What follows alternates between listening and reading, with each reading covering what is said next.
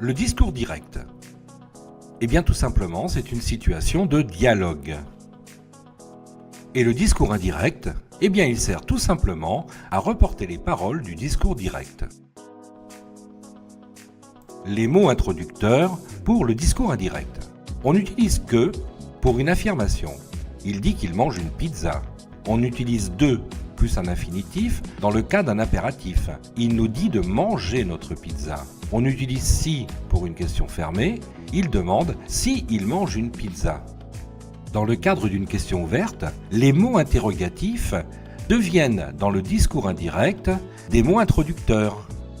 Il demande où est la pizza. Une exception. Avec le pronom que, nous allons utiliser ce que. Il demande ce que tu fais.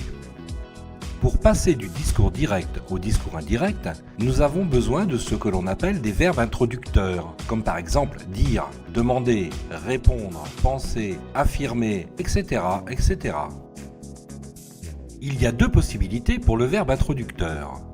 S'il est au passé, on applique des changements dans la complémentaire. S'il est au présent, il n'y a pas de changement. Les changements dans les temps. Tout d'abord, le présent devient imparfait. Le futur devient conditionnel présent. Le futur antérieur devient conditionnel passé. Le passé composé devient plus que parfait. Les changements dans les marqueurs de temps. Aujourd'hui devient ce jour-là. Hier devient la veille. Demain devient le lendemain. Le jour prochain devient le jour suivant. Les autres changements. Il faut modifier les pronoms sujets. Il faut modifier les pronoms possessifs. Et il faut modifier les pronoms démonstratifs.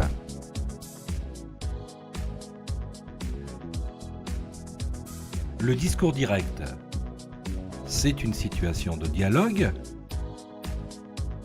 Le discours indirect sert à rapporter le dialogue.